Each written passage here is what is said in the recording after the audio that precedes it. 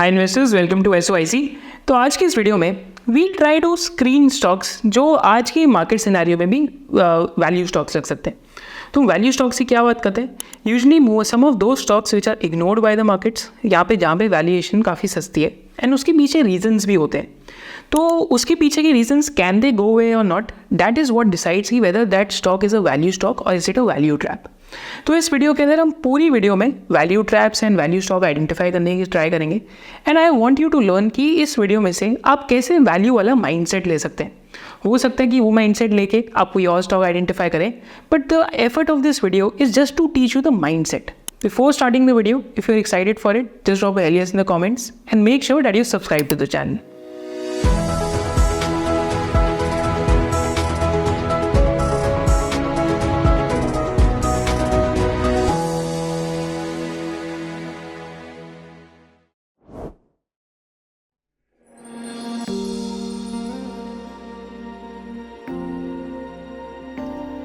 तो यहाँ पे हम फर्स्ट स्टॉक देखते हैं and behind identifying the stock मैं आपको पूरा रीजन भी समझाना चाहता हूँ। तो यहाँ पे जो हम फर्स्ट स्टॉक देख रहे हैं, the name of the first stock is Aarti pharma labs. तो जब हम आरती फार्मा लैब्स की बात करते हैं, one of the main reasons for identifying the stock और how to use the value bent of mind is कि आज कंपनी का जो पी रेशियो है 16.2 टाइम्स के आसपास है, वेयर इज मार्केट कैप आज 33,125 करोड़ का है।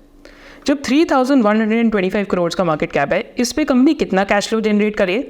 सो the company is generating nearly close to 263 crore of cash flow. तो माने कंपनी का जो market cap upon cash flow, price to cash flow अगर हम करते हैं, तो price to cash flow company का कुछ 12.3 या 12.4 टाइम्स के आसपास है। एंड इसके साथ साथ अगर कंपनी के मार्जिन देखते हैं तो this quarter was suppose to be very bad quarter for chemicals and stuff. तो इस क्वार्टर में इनका 19% का EBITDA मार्जिन है।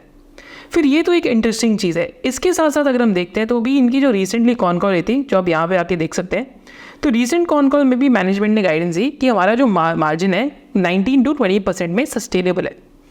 तो how do we identify these companies? पहली चीज़ तो ये डीमर्जर हुआ आरती इंडस्ट्रीज़ में से। फिर हमने आरती ड्रग्स करके एक और लिस्टेड कंपनी है जिसको देखा, जिसका 31 का पी चल रहा है एंड इस कंपनी का जो मार्जिन है that is 12 to 13%। So margin is much inferior than Aarti Pharma Labs. तो P2P analysis करके we just got a simple idea कि Aarti Drugs, which is mostly an API and a formulations company, is at a higher valuation than Aarti Pharma Labs, which is mostly a xanthine derivatives या caffeine derivatives, which is used in FMCG 50% of it. And इसके साथ साथ xanthine और caffeine derivative के अलावा only remaining other 50% is API business. So 50% business FMCG का proxy business है। से मार्केट कैप टू सेल्स देखते हैं तो यहाँ पे ऑलमोस्ट 1945 करोड़ की सेल है एंड 3,125 करोड़ का मार्केट कैप है, which is equivalent to 1.5x। Whereas Aarti drugs में देखते हैं तो 5,205 करोड़ का मार्केट कैप है, वेर एज सेल्स 2,538 करोड़ की है, तो almost 2x price to sales है। So again, this is one way to identify value opportunities by comparing peers which are similar in nature or peers which have different business mix.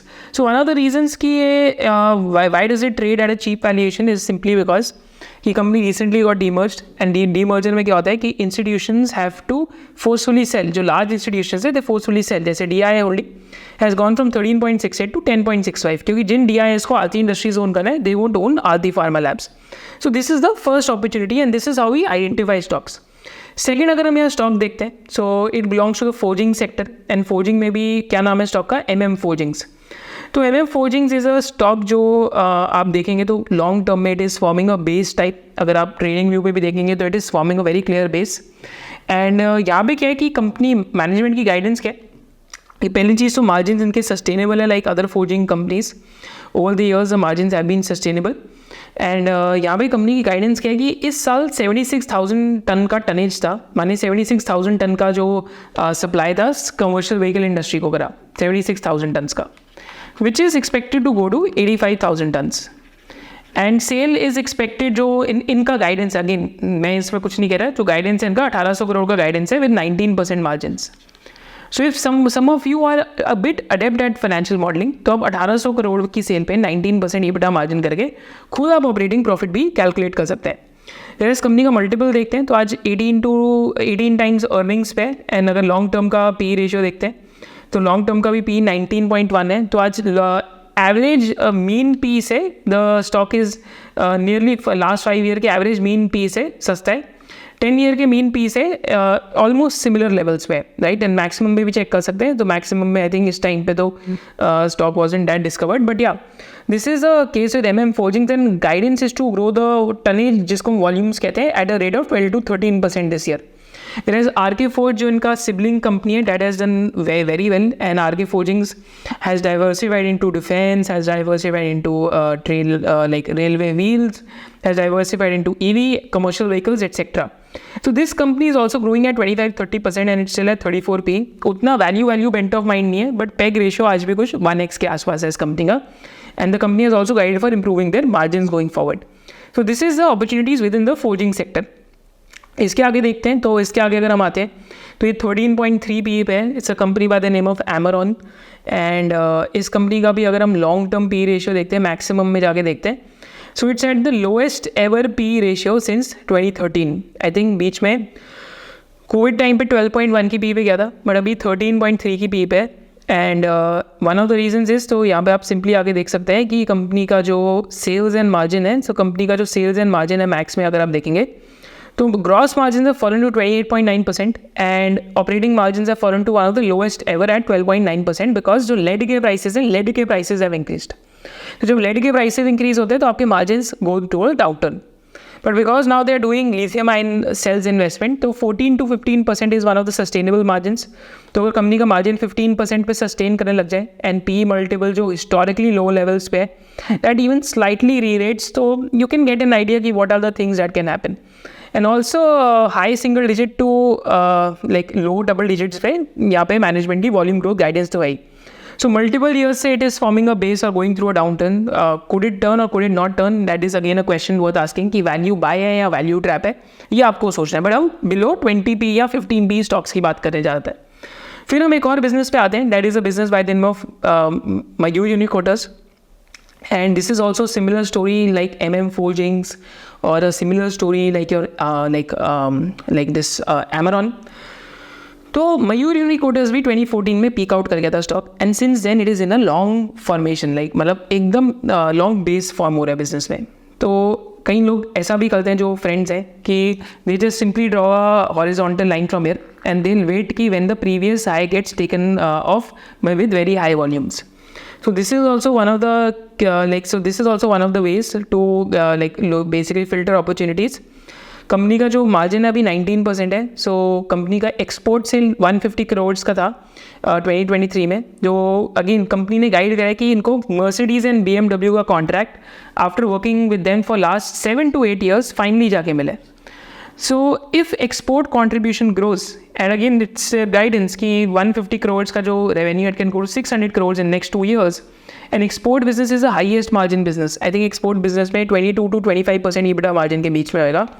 So that is where things can become interesting because again long term PE ratio पे ये आज business, right? So like almost अगर देखते हैं तो 32p जब growth आ रही थी तब 32p मिलती थी, लाइक 29p, लाइक बीच में फिर ग्रोथ आने लगी तो 25p, एंड आज 20p के आसपास है stock. So right, so long term average के आसपास है, लाइक पीक से थोड़ा कम है. लॉन्ग टर्म एवरेज तो 14 है, बट लास्ट 5 ईयर्स की भी देखते हैं तो लास्ट 5 ईयर्स की 19 है, तो ऑलमोस्ट लॉन्ग टर्म एवरेज में. And also like the con call has given a very strong guidance, तो आप अर्निंग्स कॉल की ट्रांसक्रिप्ट भी पढ़ सकते हैं. तो यहाँ पे आई थिंक आप देखेंगे तो एक्सपोर्ट जो एक्सपोर्ट की वो बात कर रहे हैं, ये एक्सपोर्ट में इनका बेसिकली क्या गाइडेंस है इस बारी कि we'll just check look to it कि sold 157 crores in 2023. They want to take their exports to 575 to 600 crores by FY25, FY26. And export is the highest margin business that they have, right? So that is one thing that we need to track within this company, right?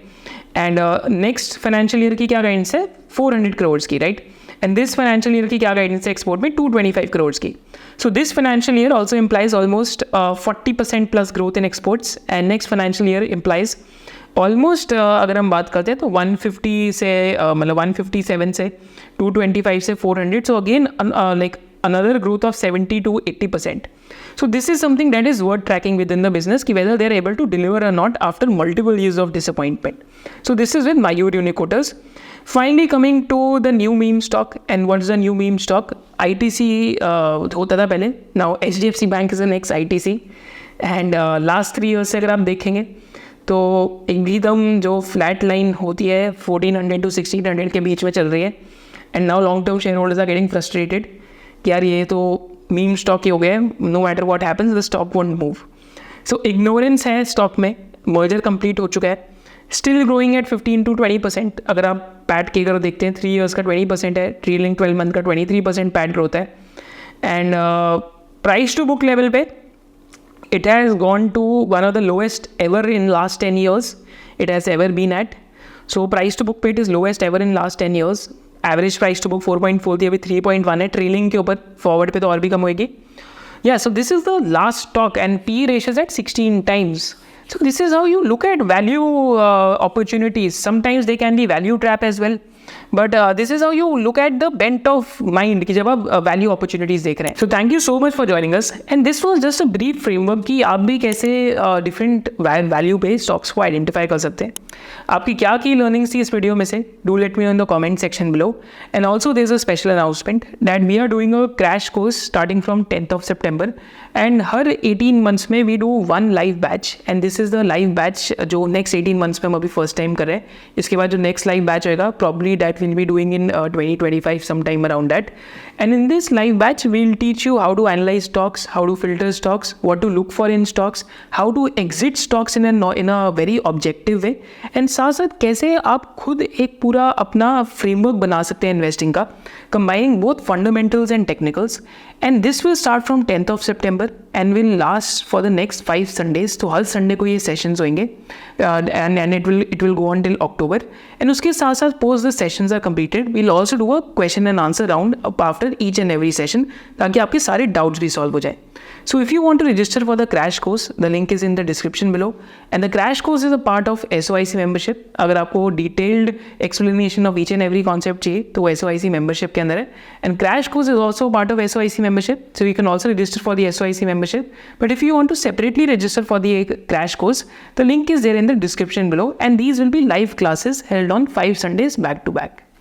Thank you so much for joining us। आपकी जो की learnings थी इस video से, do let me know in the comment section below. जय हिंद।